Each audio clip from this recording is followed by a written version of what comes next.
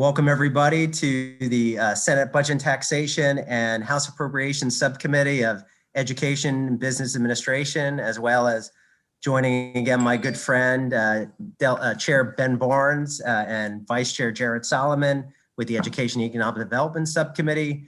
We're meeting today for the purpose of budget hearings. Before we start with the Maryland State Department of Education to hear about aid to education, I would just remind everybody that's watching, the hundreds and thousands of people watching at home right now, that members of both the Budget and Taxation Committee and Appropriations subcommittees are going to be in and out. Some of us may have hearings, so just be mindful that if you don't see our face, it's because we might be in another committee. And I would just remind delegates and senators that if you have any questions, please utilize the reactions feature to utilize the raise hand feature. And before I start, Chairman Barnes, anything to add, any comments? Just a quick note that we will be joined, and we have invited on the House side 2 Ways and Means members today. The Vice Chair of the committee and the Subcommittee Chair of Education, Alonzo Washington, will be joining us and popping in, as well as Subcommittee Chair Ebersol, to talk about some of the standardized testing. And I know that our superintendent's going to touch on that as well during her presentation. So thank you. Great. Thank you, Chairman Barnes. I know that's of interest to all of us as well. For those also watching, the House has 2 very powerful committees, the Ways and Means Committee and Appropriations Committee. The Senate has both of those wrapped up into one. So we both have the revenue and appropriations side for the Budget and Taxation Committee, which is represented today. And with that, we'll turn it over to Laura Hyde to present the analysis for the Maryland State Department of Education, Aid to Education. Ms. Hyde. Thank you very much. All right, we'll be starting on page 1 with the operating budget summary. The fiscal 22 budget decreases by $1 billion or 10.6% to $8.45 billion. This budget includes supplemental special funds as well as supplemental federal funds. You'll please turn to page 7, that's exhibit 1, under federal funds for COVID-19 relief. You can see that across fiscal 20 and fiscal 21, the total amount of federal relief funds is $1.267 billion. This includes ESSER 1, Gear 1, and coronavirus relief funds, as well as grantees to local school systems, MSDE, non-public schools, higher education, Maryland School for the Blind, and Maryland School for the Deaf. You please turn to page 9. This is exhibit 2. These are federal grants by local school system. And if you scroll down, you can see that with the unallocated funds, there's approximately $1.2 billion in allocations. You please turn to page 11, exhibit 3. This is an overview of agency spending. So approximately 78% is general funds, 12% is special funds, and 11% is federal funds. You please turn to page 12. This is exhibit 4. This is major state aid to local school systems. You can see the total aid increase of 3.7% or $264.9 million. This is mostly driven by increases in blueprint programs, as well as decreases in foundation, compensatory aid, and limited English proficiency programs. If you turn to page 13, this is exhibit 5, general fund allowance. You can see that 50% of the allowance is for the foundation program, 20% for compensatory education, 12% for teacher retirement, another 12% for students with disabilities and limited English proficient, and the remainder for transportation and other expenses. You please turn to page 15. This is exhibit 6, the special fund allowance. The allowance includes 21% for hold harmless grants, 17% for education trust fund, 15% for supplemental instruction, 12% for concentration of poverty schools, 14% for teacher salary incentives and special education, approximately 10% for early childhood and pre-kindergarten supplemental, and with remaining grants being transitional supplemental instruction and other smaller programs. If you look on page 16, this is exhibit 7, the federal fund allowance. The majority of this allowance goes to food services, educationally deprived children, and students with disabilities, with the remainder going to smaller programs. You turn to page 17, this is exhibit 8. This is the proposed budget. And if you look at the amount change from 21 to 22, you can see that the general fund change of 42 million is mostly due to enrollment. That special fund changes are due mostly to blueprint programs. The federal fund changes are mostly due to COVID-19 relief funds being applied to the fiscal 21 budget. And that is the same for the reimbursable fund, with a total change of a decrease of approximately $1 billion. If you scroll down, you can see that these changes specifically under state aid to local school systems, transportation, state share of the foundation, compensatory education grants. If you scroll down farther, you can see special fund changes to the Blueprint for Maryland's Future include the Hold Harmless grants, transitional supplemental instruction, concentration of poverty grants, which are both of those included in the supplemental budget number 1, as well as deficiency allocation to cover the shortfall in the Education Trust Fund. And then you can see the federal fund grants for COVID-19 relief are, the difference is because those funds were applied to this fiscal 21 budget. If you turn to Exhibit 9, this is on page 23. Now we've moved into the issues section of the analysis. This is just an overview of the Blueprint for Maryland's Future funding, and the bold italics show you where increases are in the fiscal 22 budget. This also includes increases for the supplemental number 1 budget.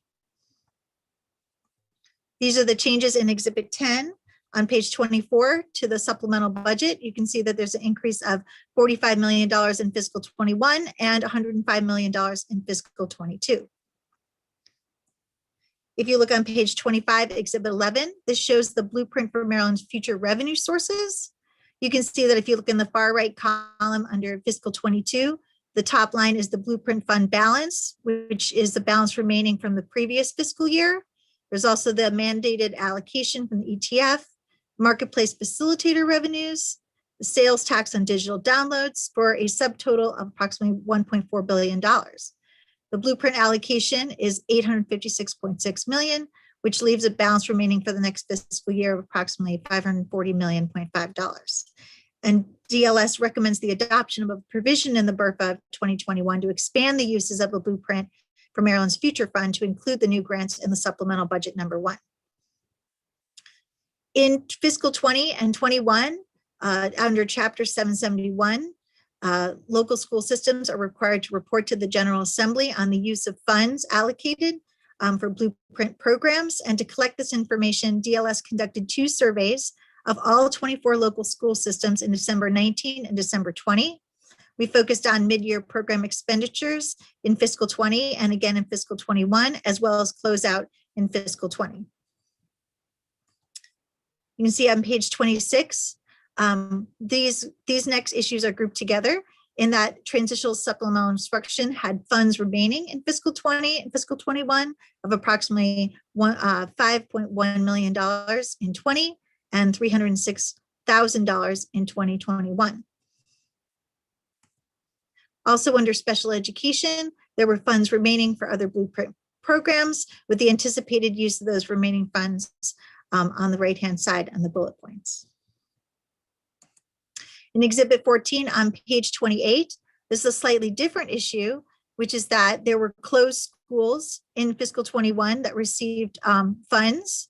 And then also in fiscal 22, there are schools that received a grant, but are not given a grant in fiscal 2022. And so total schools eligible to receive funds in fiscal 22 is 301 schools. And so the bold language here is that MSD may want to comment on whether these funds are associated with the 3 closed schools should be canceled or applied to the fiscal 22 CPS allocation. And additionally, we would like recommend to the budget committees that DLS survey identify these remaining amounts in 3 programs, and that MSD should submit closeout reports for those grants in these programs. If you turn to page 30, this is Exhibit 15.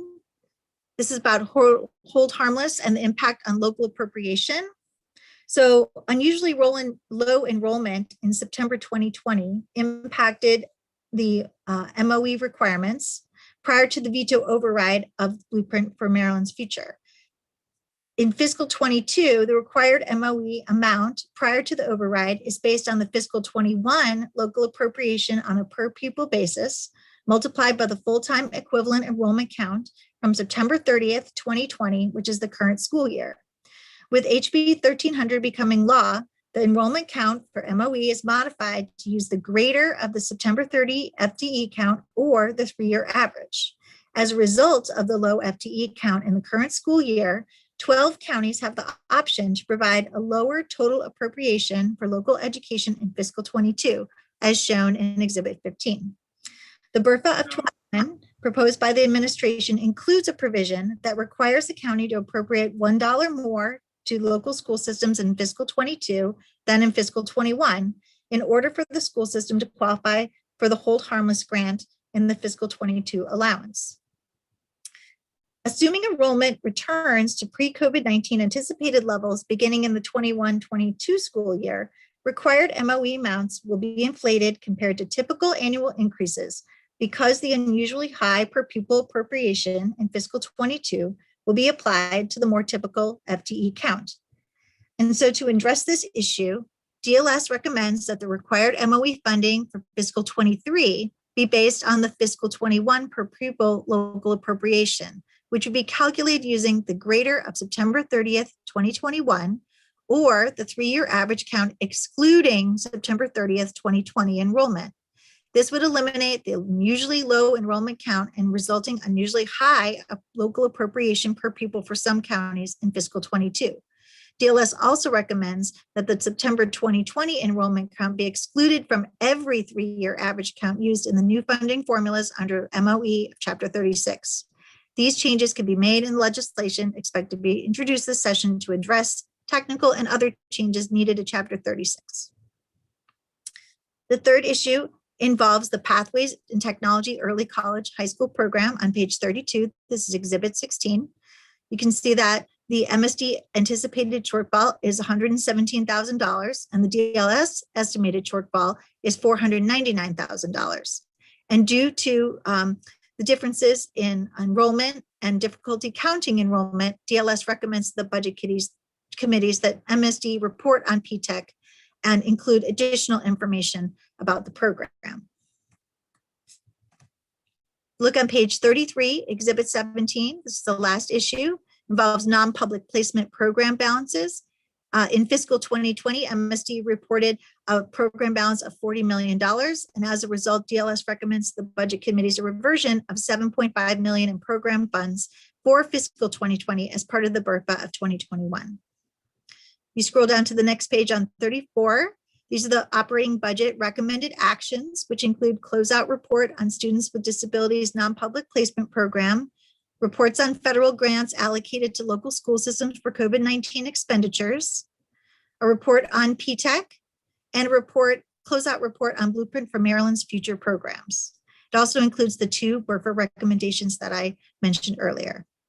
This ends my presentation, and I will happily take your questions. Thank you. Chairman Barnes, why don't you, since you've got some of your colleagues on, do you mind, why don't you take the lead for the rest of the hearing? Yeah, I don't see any questions for our analysts. Thank you, Laura, for a great presentation.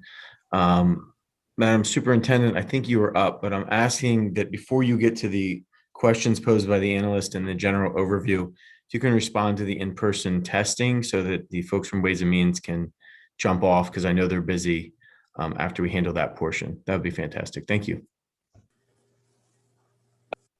That'd be great. So you are up. I always defer to the vice chair first. I hope he's here somewhere. All right. All right. Well, then, he can interrupt me at any time that he gets himself audible. I understand that we're going to set ourselves up for testing. You know that one of my concerns always is that we balance testing with impact on instruction, because if you test and instruction is not occurring, then you've got an irony, if not a conundrum. So I've always advocated for the test to be short. Maybe I read where they're still going to be 2.5 hours long. I'm very concerned about this, given that students might only be in school 2 days a week. Are we testing them at home? Are we testing mid-school? There's a lot of questions about the infrastructure of this testing and how this will impact teachers when they're just struggling to get instructional time together. So thank you, Delegate Eversole. And interestingly enough, I have scheduled a special board meeting for Thursday afternoon of this week to discuss the state assessment program. Because as you may know, we received the information from the Department of Education at about 7 o'clock the night before the board meeting. And so there are a lot of things in that particular letter that we have been able to go back and take a look at now. And I think we have formulated a plan to go forward that we can come up with a shorter test, and we can probably not impact on spring instructional time. So we'll look forward to having the board look at that on Thursday. And I think it will take care of just about every one of your concerns that you just mentioned. So if the board is going to look at it on Thursday, you'll be able to get it back to these subcommittees as well as the Ways and Means Subcommittee and Absolutely. Yeah, absolutely. Friday, Monday? Chair Barnes, absolutely. Probably Friday.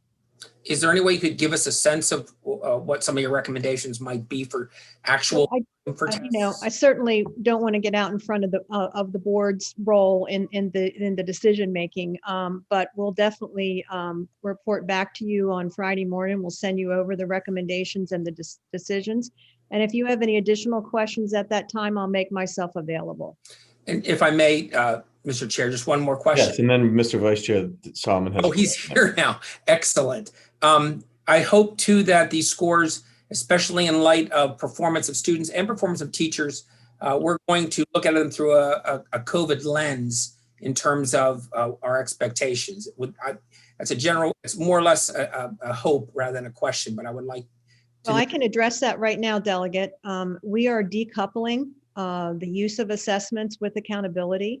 One of the things we're going to be doing at the March State Board meeting at the end of the month is we're going to be getting the board's approval for me to ask for certain waivers from the Department of Ed. And one of them will be not to rank and sort our schools this year based on any kind of assessment results, not to use any kind of scores to give teachers any kind of evaluations. So we are totally delinking that. And my hope is that in the future that we can use these assessments more as a diagnostic tool and less as a tool that is used to, as again, rank and sort people. As they always should be. Thank you very much, Madam Superintendent. And thank you, Mr. Subcommittee Chair, Vice Chair Solomon. Thank you, Mr. Chair. Dr. Salmon, thanks for addressing this. I guess one of the concerns that I had was what sort of public input is going into this? It seems like from a lot of the comments at the board meeting, last week, that school systems are really hesitant about doing this. There were some parent groups that weren't particularly thrilled. So I'm just wondering what kind of input is going into the rollout of the new plan and the modifications that we might expect to see coming up in March. Well, it's a good point, Delegate. And, we listen to our stakeholders all the time. And, I seem to be a very popular person to email lately. So I just this weekend had about 500 emails from people giving me their opinion about things. And these things, as I've said before in some of the press conferences I've done, parent input and teacher input and administrators' input always impacts our decision making. So I think it'll be reflective of the input that we've received. And as I said, I think we've come up with what I'm going to call an elegant solution for the testing program. And the other concern that I had was also that we're rolling out obviously a new test. I think under better circumstances last year that would have been rolled out. And I guess, are you planning on addressing some of the issues? I mean, frankly, you are going to be unfamiliar with this. It's hard to do professional development on a new assessment when, everybody's back in a building. Well, luckily, many of our teachers were able to help with the design of the test and the questions. So that's one good thing. It's no longer a test of many different states. It's a Maryland test. Additionally, we always thought about using this early on. The first year is really going to be a standard setting process. It's not going to be, the real, test like we had before. We're going to give it some time to be vetted and get some information back on it. And the other encouraging thing is that it is going to be using the same testing platform we've always used. So teachers and students should be familiar with that when they see it. All good Well, questions. I would echo the chair's comments, and I read the Department of Ed's guidance that they put out. It seems like, I mean, they're giving states pretty wide latitude, which I think is really positive. We all know assessments are really critical. You know, any former teacher will tell you that, but it seemed like the federal government was really trying to give states as much flexibility, and I would hope that you and the board will take that into account. Thank you. Yeah. Thank you, Delegate. And we are joined by the Vice Chair of the Ways and Means Committee. Vice Chair Washington has a question. Thank you, Mr. Chairman and Madam Secretary, and great to see you as always. Good to see you, sir. You know, I want to just know what, with the results of the tests, what are we using? What are we going to be using those results to do for us? Well, you know, what we have been talking about throughout the time of disrupted learning, we'll call it that, because it's different. It's not like it's been normal. We want to get a handle on where our students are performing, and that should inform instruction going forward. It should inform extended year programs that we may be doing. So it's really for diagnostic purposes. And you may have, I don't know whether you heard my comment before to Delegate Eversole, but we are going to be at our March board meeting on the 23rd or whatever it is at the end of the month. I'm going to be bringing to the board requests for waivers to decouple accountability from assessment. So we will not be using the assessment results to rank and sort our schools. We will not be using those assessment results to give teachers evaluations, etc. We'll be using them purely to see where the students are and where we need to take them from there. I hope that answers your question. Yeah, it does answer my question a little. And, you know, what I guess what I'm concerned by is that I know that we've been talking about how to measure learning loss, mitigate, how to address learning loss in the state. And it seems like what we've seen as a best practice, Montgomery County has kind of initiated. And I wondered if we use this in lieu of having an actual tool for MSDE to develop a learning loss tool, measuring tool for our students instead of using this test, or which one is the best option, and have you considered any other options? Yes, we have. That certainly was part of our discussion. You know, many of our systems, but not all, use the NWEA. Some use other diagnostic assessment tools. But unfortunately, we don't have one that everybody uses. And so it's our thought that at some point we need to have a state measure so we can make sure we're comparing apples and apples. But many systems are using the ones that you refer to, and they're certainly valid, they're certainly helpful. But that would be the reason why we'd want to look at a statewide test. Thanks. Okay, thank you, Mr. Vice Chair. Are there any other questions on either side on this topic area for our superintendent before we move to her responses to the analysts' questions? I just wanted to get clarification, Chairman. So, Madam Superintendent, so you're going to give us an update by Friday on whether The new plan. And then how are you going to communicate that with us, through email or phone? We'll certainly send you an email, or if you and Chair Barnes would like to have a discussion with me, we can set up a call, whatever you would like to do. I'll make myself available. Okay, we might do that, and then we might loop in the subcommittees from Ways and Means and anyone else you may need as well. But we don't need another hearing, I don't believe, Mr. Chairman. But we'll look out for that, and we'll reserve the right to review that, and we'll make sure we get it to all the relevant subcommittees. We appreciate your time, and thank you to our Ways and Means members for being with us. We're going to move on with our agenda. Madam Superintendent, you're on now to respond to our analyst questions. Thank you. All right. Thank you, Chairman Barnes, and thank you and good afternoon again to everybody, Chairman Zucker, Chairman Barnes, and all the members of the committee. I have with me today, if you have additional questions, Emily Brandenburg, who's our Deputy Superintendent for Finance and Administration. Again, I want to thank you for your investment and dedication to our Maryland's students and our educational system. I'd also like to thank Laura for her thorough review. And I'm just going to jump right into the response. With respect to the issues identification section of the analysis, MSDE concurs with the adoption of a provision in the BRFA of 2000 21 to expand the uses of the blueprint for Maryland's future fund to include new grants included in the supplemental budget number 1. We were asked to comment on the concentration of poverty grant and whether local school systems will be allowed to carry over unspent fiscal year 21 funds into fiscal year 22. The concentration of poverty grant is designed to provide funding to school systems for schools with significantly high poverty levels. MSDE believes that it would be beneficial to allow these school systems to retain any grant balances to provide the required community school and health services to those schools and/or provide necessary wraparound services allowed by the statute.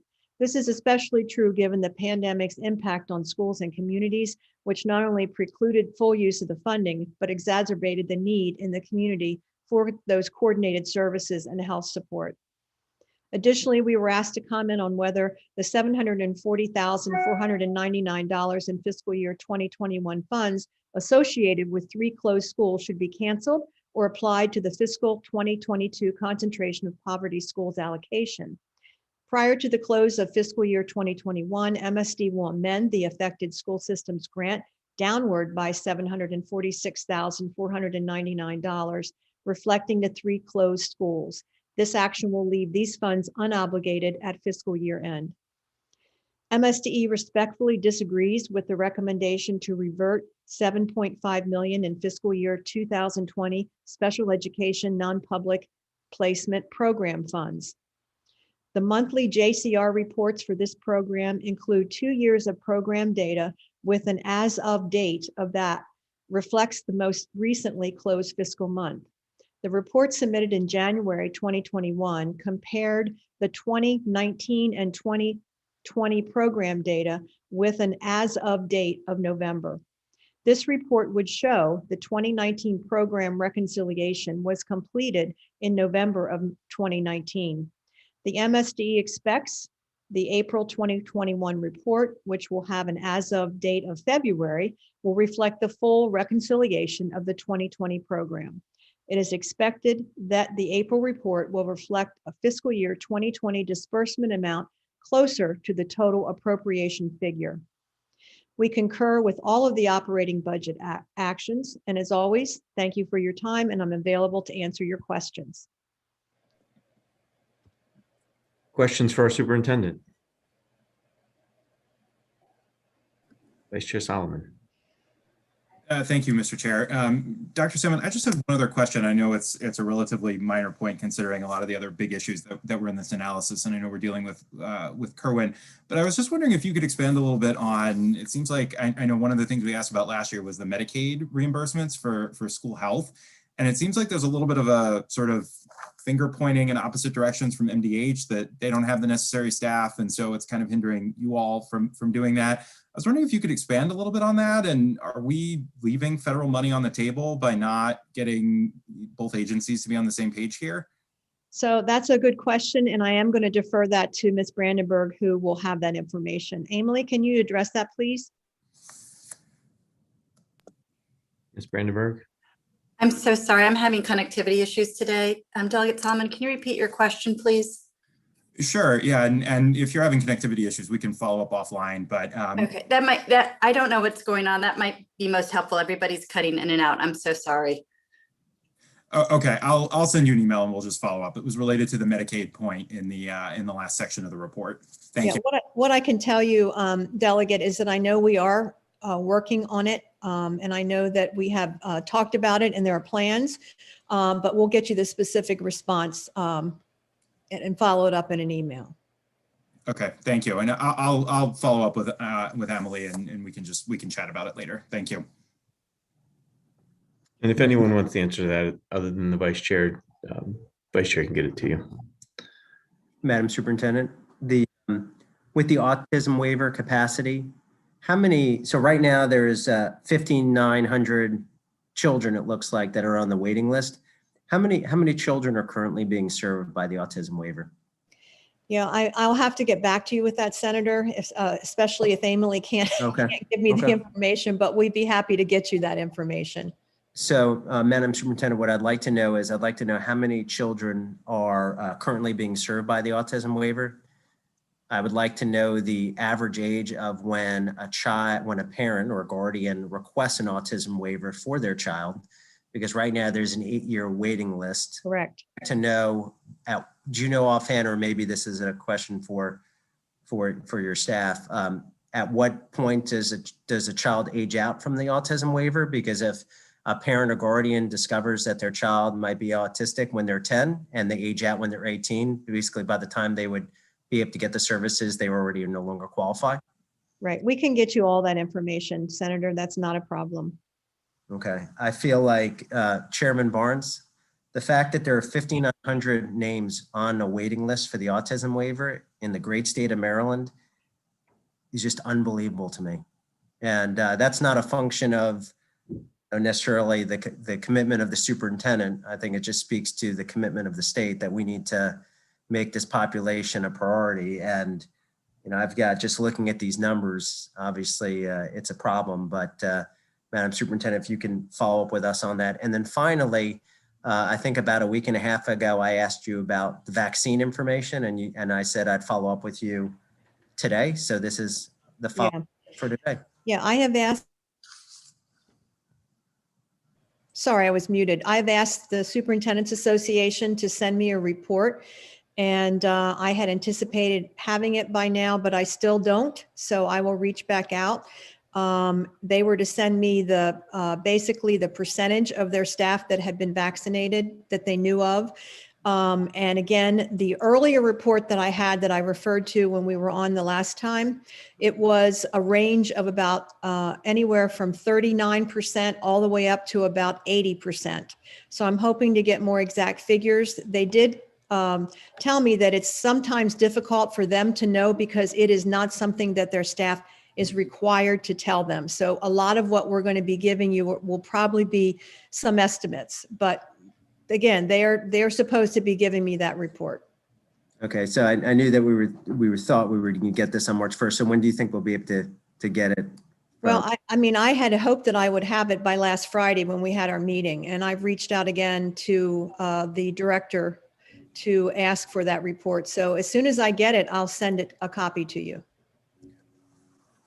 And the House moving the budget first this time around, so we will be moving that budget in the next couple of weeks, and we hope and expect that we will have those numbers in support of Chair Zucker before the budget moves. With that, any other questions for our superintendent? Okay, thank you so much for being with us as always. Thank you very much. You do. Mr. Chairman, we're moving next to the Maryland Public Broadcasting Commission. Samuel Quist is our analyst. Mr. Quist, you are on. All right, thank you. I will share my screen.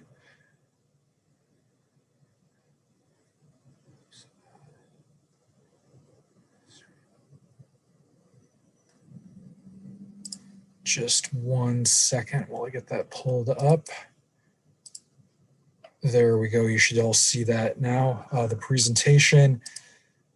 The Maryland Public Broadcasting Commission budget for fiscal 22, the allowance is $3.4 million, which is an increase of $1.9 million or 6.6% from last year's working appropriation. There are a couple of items for fiscal 20 and 21 I'd like to highlight. The Maryland Public Television received $200,000 in federal CARES Act relief funding in fiscal 2020, as well as $310,000 in general funds from the state contingent fund. Both of these funds were used to address revenue shortfalls caused by the pandemic towards the end of fiscal 20. And in fiscal 20 and 21, there were also about 2 or 3 budget amendments for reimbursable funds that the agency received for public service announcement and other media production on behalf of the Maryland Department of Health and the Maryland Department of Labor. Also, there was one cost containment action. The Board of Public Works at its July 1st meeting approved a reduction of $327,000 in general funds, which included the mandated funding for fiscal 2021 that was eliminated for that fiscal year.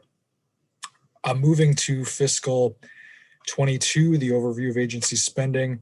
So about half of the budget covers personnel expenses. The next largest category is for contractual services, about 7.3 million.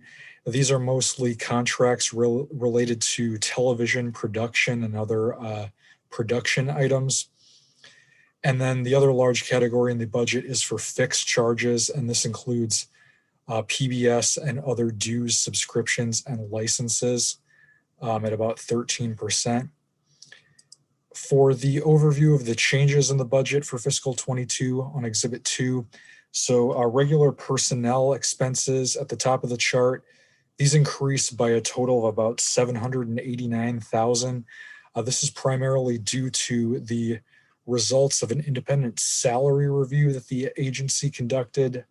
There's about a $435,000 increase there to regular salaries. As far as the largest change to the budget, this was a $1.2 million increase for advertising services for other state agencies.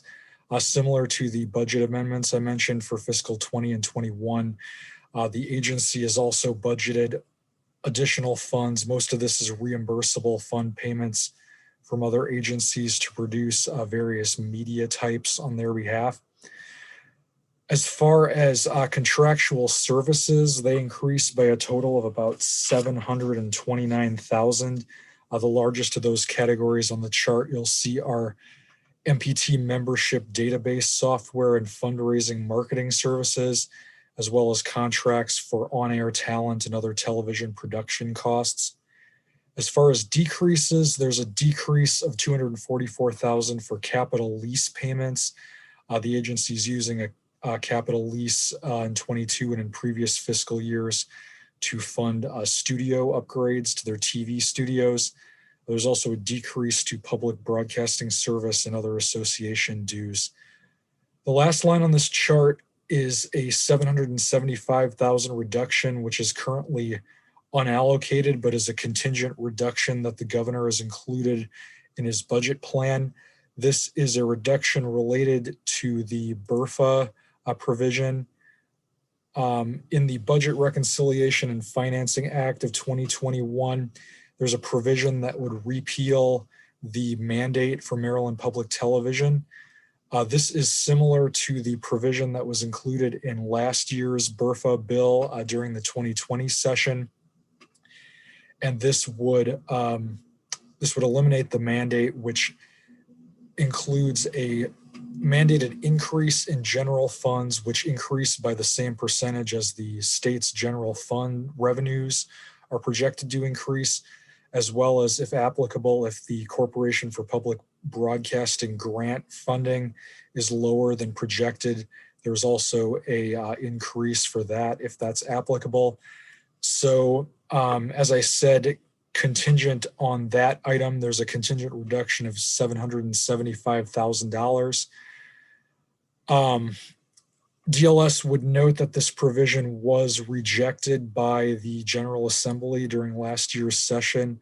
However, I mentioned the cost containment action by the Board of Public Works. Following that, subsequently, the Board of Public Works did vote to take that reduction and eliminated that mandated funding for fiscal 21. We do have a couple of quick key observations. Exhibit 3 shows the number of Maryland Public Television membership and member contributions.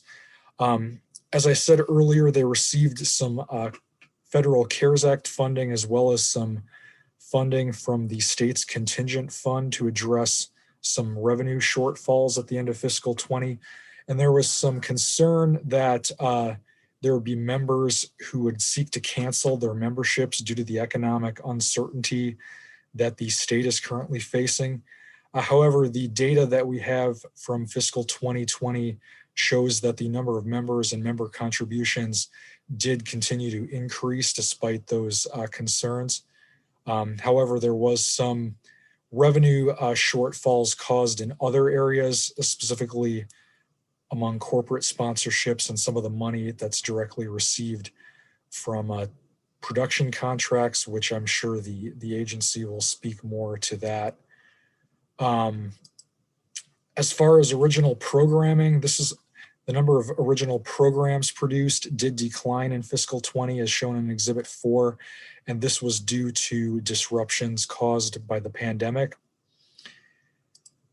We also show Exhibit 5 is the MPT viewership as estimated by Nielsen television ratings for the Baltimore and Washington market areas. This was about 1.5 million viewers approximately in fiscal 20. This, interestingly enough, has fluctuated in previous years, but did increase in fiscal 20 due to overall, across all television viewership, it's increased due to the pandemic, and quite simply, there's more folks watching television, so their numbers increased in that respect. For recommended actions, DLS is recommending to concur with the governor's allowance. And lastly, I would just point out that in the appendices section of the document, there's a summary of the audit findings from the legislative auditor's most recent report. But with that, I will conclude the presentation and I can take any questions. Okay, thank you, Mr. Quist, for an outstanding analysis. Do you have any questions for our analyst? Let's see anyone on either side, Mr. Chairman. Okay, so let's move forward with the agency. I know we have Mr. Larry Unger here and his team. So welcome, always great to see you, Mr. Unger. Good afternoon. My name is Stephen Shupak, MPT's station manager. Larry Unger had hoped to be here, but has been delayed getting his COVID vaccination. No worries. Thanks for being with us. Larry asked me to thank you for this time you've given us to speak about the Maryland Public Broadcasting Commission. We thank you, too, for all the support you have provided over these many years. With me today is our CFO, Suzanne Schwartman, and our Chief Content Officer, Travis Mitchell.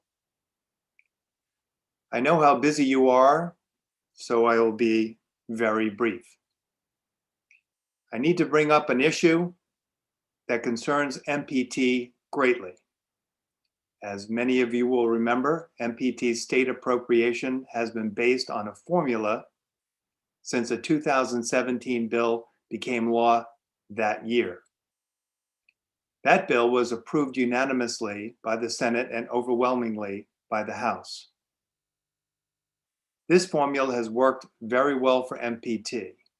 In fact, it's now just beginning to restore at least some of the appropriation losses from prior years.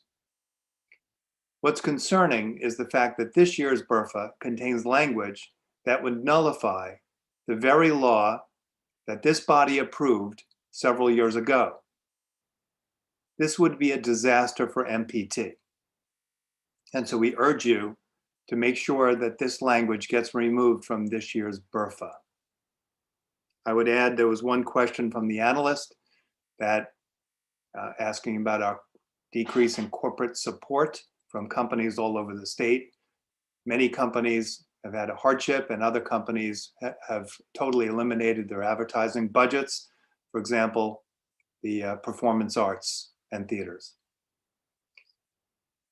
I know your time is valuable, and on the theory that a picture is worth 1,000 of my words, we've prepared a 5-minute video describing what MPT has been up to this last year. Just give me a second to cue up the video. Take your time. Thanks. The MPT video is our favorite part of our hearings every year, right, Mr. Chairman? Thank you for that. Absolutely. All right, so here we go. And I'm minimizing this. And does everyone see it full screen or close to full screen? A black. And when you share, you got to make sure that you select the audio. I have to select the audio. When you're doing the shared, they should have an share audio as well. Just make sure you click on that. So we have oh, I see. Live, stop share. I don't see a share video, but I could try. If it doesn't work, perhaps you'll let me know. Working. We're good.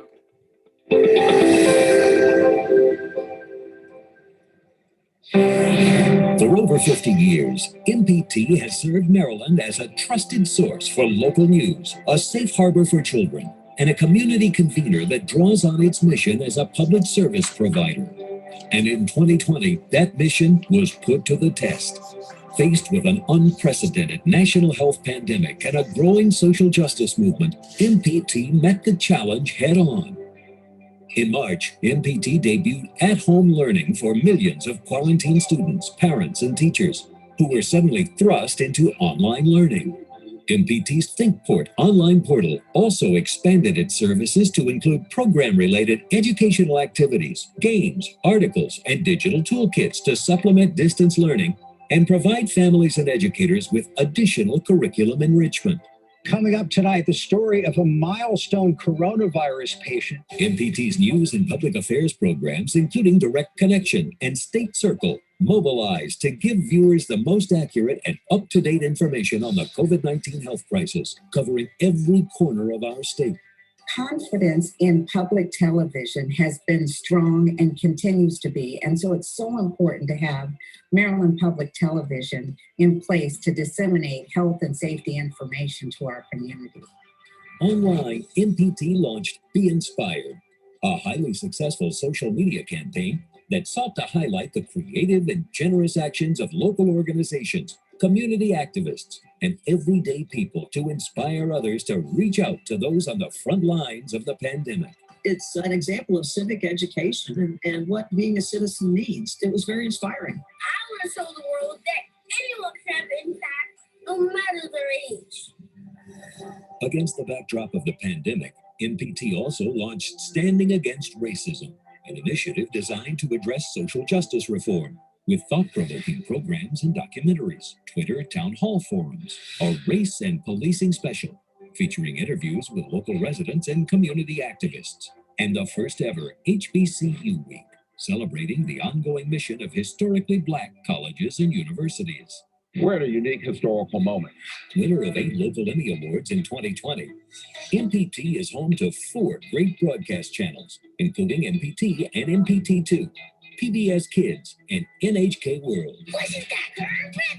Hundreds of popular streaming options on MPT Passport and the MPT app for mobile access. Digital studios with exclusive interviews and original content on The Dig. And now, the Maryland State Ad Agency, a division of MPT and one-stop advertising studio, providing full-service production and high-quality ads to state agencies and related organizations. Fill out your census at 2020census.gov.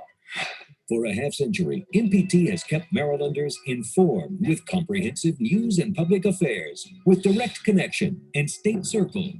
We've brought you eye-popping documentaries, including Chesapeake Beacons, and prominent national series such as Stephen Riplin's Project Fire, To Dine For with Kate Sullivan, My Great Table, and Motor Week, now in its 40th year of production.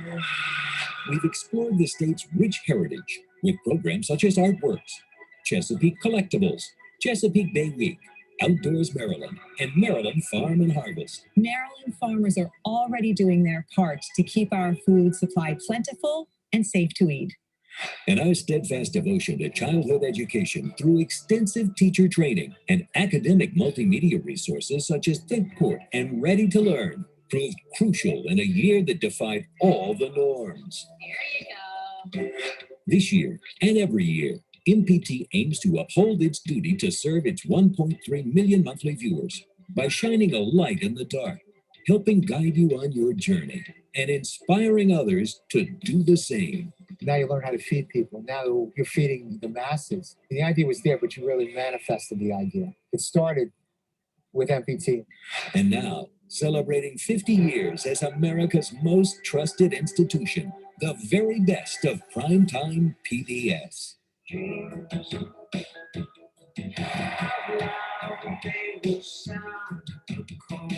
This time the world will see. We dream like a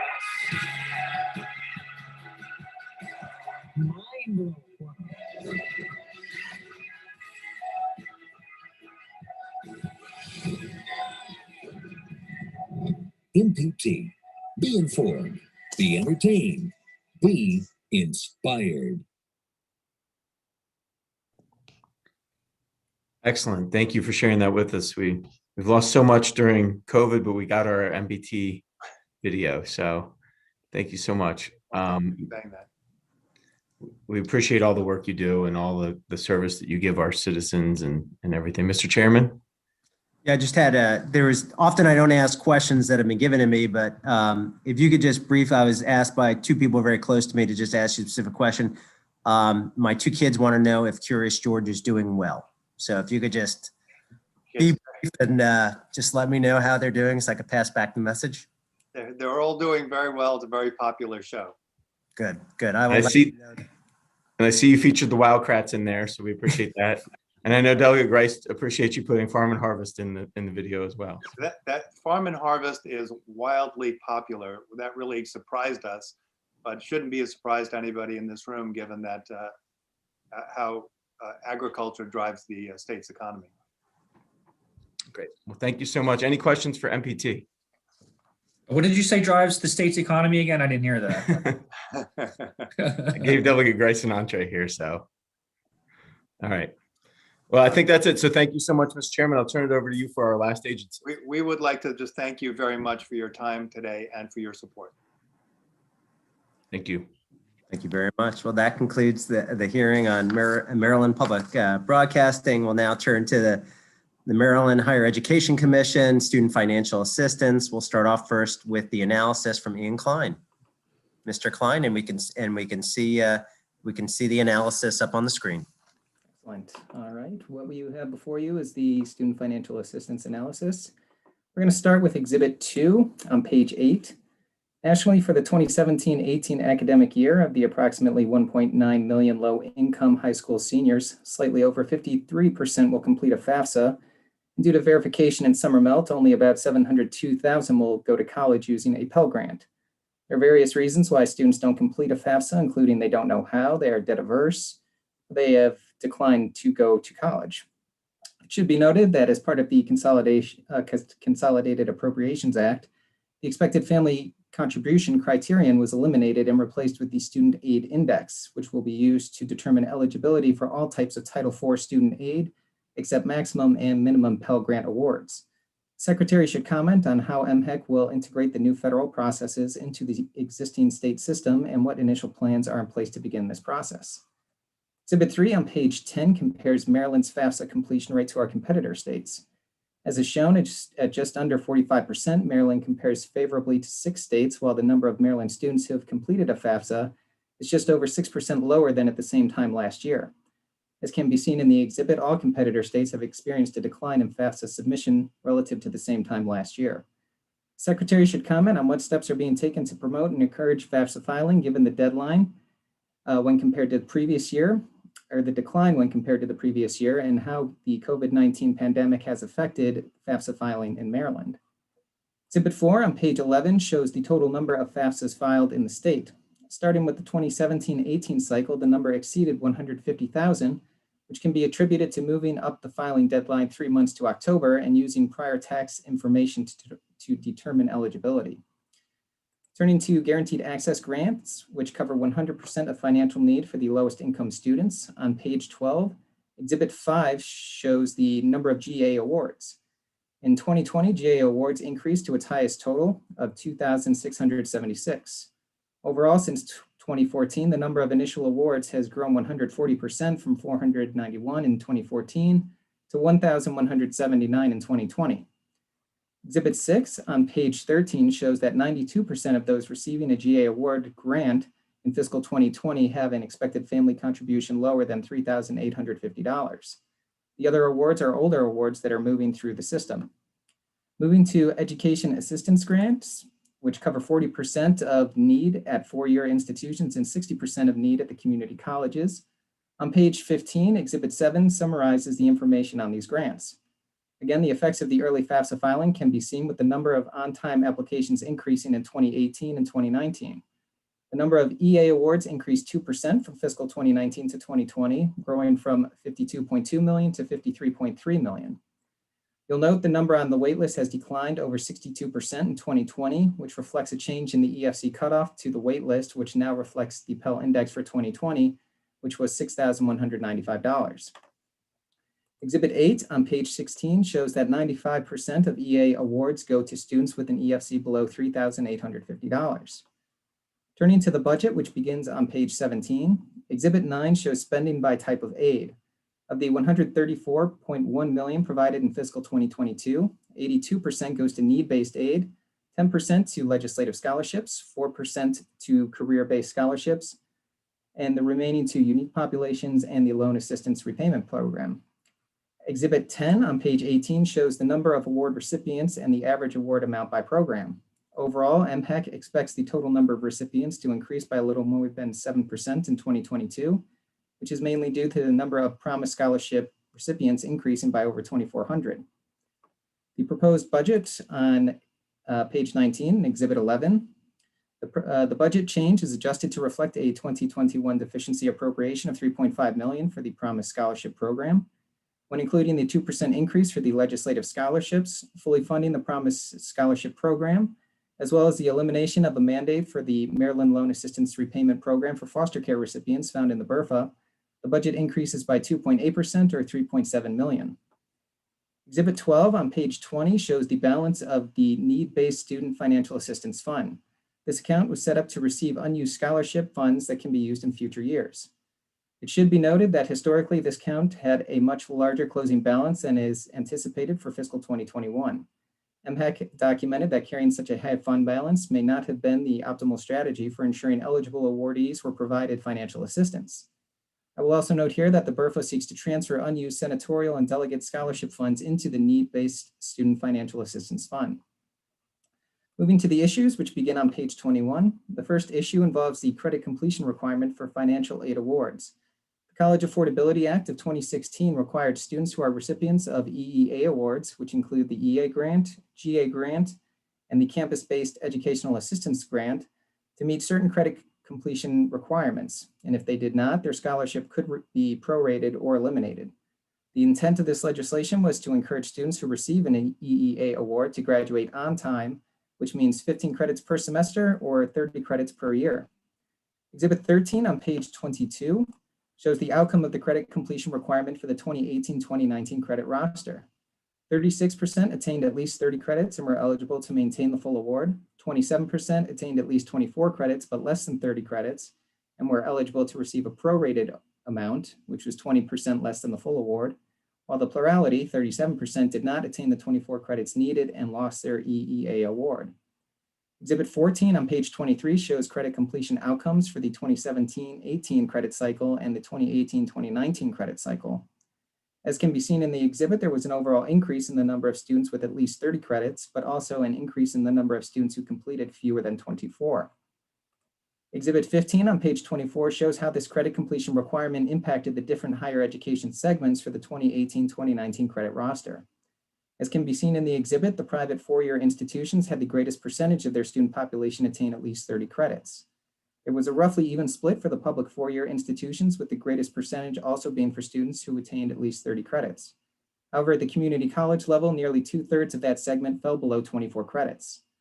The Secretary should comment on how students are informed that, beginning in their third academic year, they must complete at least 30 credits in the prior academic year to retain a full EEA award, and how they are notified if they fail to meet program requirements. The Secretary should also comment on what actions are being taken to specifically address the community college student population, given the large percentage of that segment that has lost their EEA awards. The ELS also asked the Executive Director of the Maryland Association of Community Colleges to comment on what actions are being taken at the respective community colleges to advertise the credit completion requirement and provide information as to how the community college students are notified if they are in danger of or have not met the credit completion requirement. The second issue begins on the bottom of page 24 and involves the Promise Scholarship. Pages 24 and 25 summarize the changes that went into effect last year for this program, including the elimination of the service obligation and altering certain eligibility requirements. Utilization of the program has been lackluster in the first year, as shown in Exhibit 16 on page 25, with only $3.1 million of the $15 million appropriated needed to fund all eligible applicants. With the aforementioned programmatic changes, along with enhanced marketing strategies, MPEC has indicated that the $8 million allocated for the program in fiscal 2021 has nearly already been met. A proposed deficiency appropriation of $3.5 million has been included in the fiscal 2022 budget in an attempt to ensure all eligible applicants receive the scholarship. The fiscal 2022 allowance fully funds the program at $15 million. Exhibit 17 on page 26 shows that of the 26,602 applicants, 18% qualified for the scholarship, while the remaining applicants' tuition and fees were covered by their Pell Grants. Exhibit 18 on page 27 shows the distribution by college. The low number of awards at BCCC and Garrett could partly be due to the fact that these colleges offer a local promise scholarship. Exhibit 19 on page 28 shows the distribution by EFC. And since this is a last dollar award, most of the awards were awarded to those in higher EFC categories. The last issue involves the Next Generation Scholars Program, which begins on the bottom of page 28. The Next Generation Scholars Program expanded the existing college readiness outreach program and provides state funding supporting students in high poverty school systems, enabling those who meet certain criteria to pre-qualify for a GA grant. The 2020-2021 academic year is the first year with a cohort of grade 12 students with just over 1,000 seniors in the program. As there are certain GPA requirements and financial aid submission requirements, MHEC is currently unable to identify how many Next Generation Scholar students are eligible for the GA award. The Secretary should comment on what the Office of Student Financial Assistance, working with MSDE and the nonprofit organizations, is doing to notify students that they must file FAFSA or MISFA by March 1st in order to qualify for the GA grant. DLS recommends that MHEC report on the number of Next Generation Scholars who receive a GA grant, or if not, why not, and the number of NGS who matriculate by post-secondary education institution in the 2021-2022 academic year as part of a report that documents the performance of the NGS program. The DLS recommended actions are found on page 30. The first recommended action is for MHEC to submit a report on the impact of the credit completion requirement on financial aid awards. The second is the report on the Next Generation Scholars post-secondary outcomes that I just mentioned. This completes my presentation, and I would be happy to answer questions. Well, thank you very, very much, Mr. Klein, for that very thoughtful and thorough analysis. Is there any questions for Mr. Klein? I don't see any on my end or the House end. So we're now going to turn to the agency. We have the Secretary of the Maryland Higher Education Commission, James Fielder. Mr. Secretary, are you on? Good afternoon, Chairman Zucker and Chairman Barnes and senators and delegates. I really appreciate the time. I appreciate the investment in higher ed, especially in these tumultuous times. And no, I'm going to speak for a minute just about some broad things that have been able to be accomplished in the student financial assistance area. And then I have Assistant Secretary Jeff Newman, as well as Donna Thomas, who does an extraordinary job as our Director of Office of Student Financial Assistance, on with me. I would give a shout out to Maryland Public Television. I also really enjoy the Farm and Harvest. Two scenes are in the backgrounds of our farm, which is always kind of neat, so I watch it all the time. So that's just a quick shout out about the need for further education.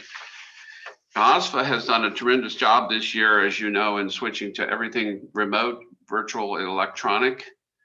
Some of the biggest improvements have to do with the ability for the applicants to electronically apply and add in all their tax information, transcripts, and so forth in applications. So you just think of it, say 5 or 6 pages per application. You're over 250,000 pages of information that are now electronic. So we're being able to be much more responsive in terms of handling the material, as well as getting those awards out. The awards are primarily, for the most part, fully subscribed again this year. As you know, the promised demands, we've just finished in another award, another 300 students on that, and that continues as a flow as the community college verify the information. The Teaching Fellows program, the $2 million was subscribed with 110 students taking that up. So it's very successful, and other programs are likewise. So I'll turn it over to Donna to handle the 3 issues on the 2 reports that Mr. Klein spoke about in terms of actions. We concur with those. And Ian Klein did a tremendous job on this. Thank you. Donna? Thank you, Secretary Fielder. Good afternoon, everyone. Donna Thomas for Office of Student Financial Assistance. Good afternoon, Chairman Zucker, Chairman Barnes, and members of the committee. I'm going to begin by providing responses to the analysis, starting with question 1, pertaining to the upcoming changes for the FAFSA beginning with the 23-24 FAFSA application cycle. There are several new changes that will take effect beginning with the 2023-2024 FAFSA application cycle. Some of the changes will reduce the number of questions that students have to answer on the FAFSA application. It also allows students to no longer have assets included in their calculation for consideration of federal or state financial aid. Students also will be no longer required to answer questions pertaining to their drug-related convictions or register with Selective Service. One of the major changes is the implementation of the Student Aid Index. The Student Aid Index is a rebranding of the expected family contribution. Currently, myself, as well as other state officers, are in conversation to discuss the best metric that state agencies can use in order to determine eligibility in our need-based programs. One of our programs that will be directly impacted by this change will be the Educational Assistance Grant. So as we are getting additional information from the U.S. Department of Education, as well as through the work group that has been established through the National Association of State and Student Grant Aid Professionals, we will be able to provide additional updates to everyone concerning those future changes. Also, MHEC's Office of Research and Policy Analysis and Office of Information Technology will work together to make any necessary adjustments to unit record financial aid collection that the agency collects annually with these upcoming changes. Question 2, what steps are being taken to promote and encourage FAFSA filing given the decline when compared to the previous year and how the pandemic has impacted FAFSA filing? At this time, MHEC is unable to identify the exact reason for the decline in FAFSA filers. However, research has provided information that has proven that due to the pandemic, a lot of the services that were provided to students that were in person is one of the attributing factors that has caused the decline, whereby we are no longer able to have those group efforts with both state agencies and institutions and high schools where we provided person-to-person interactions in order to assist them to complete the FAFSA. All of that has now shifted to a more virtual environment where we now have to work one-on-one with students, and the outcome and participation of those events has gone down. Despite the COVID-19 pandemic, MHEC has continued with its outreach efforts, all virtual. We also have continued to collaborate with MSDEs, Maryland College Application Campaign, to host multiple counselor information sessions on state financial aid that include the MSFA and the FAFSA, and we will continue to do this throughout this whole pandemic. One thing that's important to note is that in addition to all of our outreach events, annually MHEC sends out notices to all MDCAP subscribers, informing them to complete the FAFSA and the MSFA annually. We do target populations, meaning that we send special reminders to our current state aid recipients, as well as we utilize our text message system and email system in order to send information to all subscribers. So that way we're targeting both populations of students to spread the word about the FAFSA and the MSFA. And we will continue to do that moving forward. The third question, how students are informed that beginning in their third academic year, they must complete at least 30 credits in the prior academic year to retain a full EA award. Information on the EA credit requirements is publicized on our website. In addition to the website, at the end of the recipient's second year and thereafter receiving the award, MHEC notifies each recipient that their award is contingent upon them completing certain credit requirements. In that notification, we also include a table that gives the projected award amount or estimated award amount the student will receive if they completed between 24 through 29 credits. We also do highlight if they complete 30 credits that they will continue to receive the full award. One thing that's also mentioned in that notice is that in the event the student fails to complete at least 24 credits, that they can regain their eligibility in the next year if they plan to enroll in the upcoming year. So that way, if the student has failed to meet the credit requirement, they are made aware that they can regain eligibility contingent upon them completing at least 24 credits in the year that they're getting ready to enroll in. One thing that MHEC is doing to improve its outreach efforts with regards to the credit completion requirement is that we are increasing the frequency in which we are notifying students. At the end of the student's first year of receiving the EEA award, they will receive a notification informing them of the credit completion requirements, as well as at the end of the first semester of the student's second year, they will also receive a reminder notification. This way, we are targeting students both in their first year and in their second year of the upcoming credit requirements that they must meet. The next question concerning Next Generation Scholars. MHEC began to communicate the requirements for the Next Generation Scholars as early as 2019, when we attended an event that was specific to nonprofit organizations that worked with Next Generation Scholars. After 2019 and currently, we continue to send reminder notices through our contact at MSDE to share information with all nonprofit organizations of the requirements for Next Generation Scholars. That communication includes the importance of filing the FAFSA or MSPA by March the 1st, as well as a reminder that students must submit their high school transcript to MHEC by April 1st. And so we are consistently providing that information through MSDE to share with the nonprofit organizations. As we get more information concerning the number of eligible students, we will definitely share that upon request. And Secretary Fielder has already responded to the recommended actions, and I am more than happy to take any questions that you may have. Well, thank you very much. That was very thorough and very direct and concise. So thank you very much, Ms. Thomas. Is there any questions? Chairman Barnes, your side. Thanks, Vice Chair Solomon. Thank you, Mr. Chair. Secretary Fielder, thanks for being here, and Donna, thank you as well. Appreciate the help you gave us on a couple of difficult cases with some of our constituents earlier this past year. I had a couple of questions, and I just wanted to say I appreciate you highlighting specifically the FAFSA change, and would just ask that you all keep us updated on that as the federal piece rolls out. I guess the first question I had was something that was brought to my attention with a number of the college access groups that I've been working with. And Secretary Fielder, I know it was an issue that was brought up to you around sort of the EA cliff for students whose families' income go a little bit over the threshold. And I know it's something that, we've been talking about as a General Assembly around sort of other benefit cliff issues. When somebody goes over, you wind up losing essentially the whole EA grant, and I'm just sort of curious. I know it's something, again, that I know you've been interested in. Is that something that we would need to address in statute? Is that something that, you all could address through regulations? But I think it's a really critical issue, especially, now as we see people's incomes changing, I think so dramatically with the pandemic.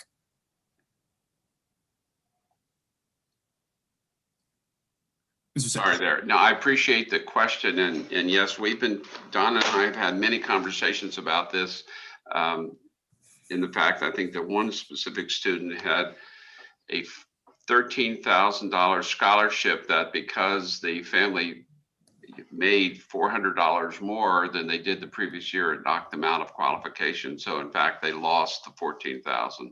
So we, taking a look at that, and you're correct in terms of needing regulatory and I believe statutory changes to address that. We don't have the latitude on some of these programs to say, okay, yes, for this person because it's 300, but no, it's 315, and no, those kinds of things. So, and Donna, you can add to this.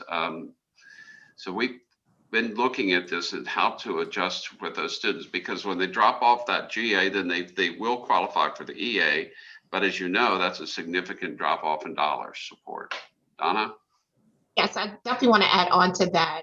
MHEC with the Financial Assistance Advisory Council has actually been discussing this very topic. We have brought up in a past meeting on how we could possibly structure the GA program to where if a student's income exceeds the 150% poverty level, that they not necessarily lose the full award, but perhaps they receive a reduction. So what that means is that impact would create some type of tier model. It's not all worked out yet, but that is one recommendation where we would have a tier model that if your income is 160% over, instead of losing the full award, we would reduce it by 10%. We are still having those conversations right now with FAC. One thing to keep in mind that we're definitely discussing with FAC is also the award disparity between the GA program and the EA program. And it is a major shock for a student to be eligible for GA 1 year because their family had an increase in income, they still have need, and then they become eligible for EA and they go from a $19,000 award down to $3,000. And both populations of students both have demonstrated need. So we are continuously having those conversations to identify if it's a better approach to address the award disparity, as well as to implement some type of tier model for our GA students, so that way they don't completely lose eligibility. And that way the grant is more realistic for both populations of students. So we will definitely keep you informed as we continue to have those conversations. Great, thank you. And thank you, Mr. Chair. No problem. Thank you, Ms. Thomas, for always having the great answers that you bring us. We appreciate you. Thank you. Thank you. I believe that there was a question presented by the analysis that I know Dr. Brad Phillip with the Maryland Association of Community Colleges is on. So Dr. Phillips, welcome. And if you wouldn't mind just addressing the analysis, and we appreciate everything that the community colleges are doing. Thank you, Chairman Zucker, and thanks also Chair Barnes and members of the subcommittee for the opportunity to speak on that question. Again, my name is Brad Phillips, and I'm the Deputy Executive Director for the Maryland Association of Community Colleges here on behalf of Bernie Sadusky, our Executive Director. Let me provide some context before discussing how our colleges are working to increase credit completion for all of our students, not just students receiving the EEA awards, but for all of our students. Our students are not primarily recent high school graduates. The average age of a community college student is 25, and you can imagine the difference in being a recent high school graduate and being at the age of 25. The changes that resulted in the College Affordability Act shifted the design of the EA programs to focus more on what we think are traditional high school graduates, which leaves nearly 70% of our non-traditional students stretching to juggle their family and job commitments against their academic requirements or financial aid. Prior to this legislation taking effect, the average credit load for community college EA award was 13 credits per semester. So by default, students who were under the 30 credits students would be under the 30 credits needed to receive the full EA in their third year. When the College Affordability Act passed, we too shared the incentive to get students to complete their education within a timely manner, but we were concerned that some of our highest need non-traditional students would become excluded from the EA programs as a result. All other forms of aid are based on attempted credit, not earned credits, and as long as students maintain satisfactory academic progress, they're able to renew their awards. But the data and the analysis shows that our students are struggling to meet those minimum eligibility requirements, not because they're ignoring the impact of their future award. They're just worried about making sure they have enough funding for the current year. As open enrollment institutions, we do not restrict access based on academic criteria, and we need the resources to reach these students, but also the flexibility to acknowledge that pushing non-traditional students to take 30 credits can be a recipe for failure as well, considering where they are in their lives. We are innovating, though, to help these students achieve credit completion, and not just for students, again, receiving the EEA awards. We're really working to get students directly into the college level work, and that's sort of the main push of our colleges, making sure that there's multiple measures, getting them out of developmental, getting them directly into college level work, multiple math pathways, multiple measures for college acceptance. But again, we are serving the most vulnerable population of students, and helping them reach their full potential will require additional work, and interventions need flexibility in awarding aid. That's it. Thank you very much, and I'm here to answer any questions. Thank you very much. Is there any questions for Dr. Phillips? Okay, I don't see any. Chair Barnes, do you see any on your end? Okay. Sure. I was planning, that concludes today's budget hearing on Maryland Higher Education Commission as well. Chairman Barnes, before I move to adjourn, do you have any closing comments? EED, be advised, we will not be meeting today. We will be meeting later in the week, so stay tuned, but we will not be voting this afternoon. Voting, not meeting. Well, thank you, everybody. That concludes today's joint. Thank you. Stay safe.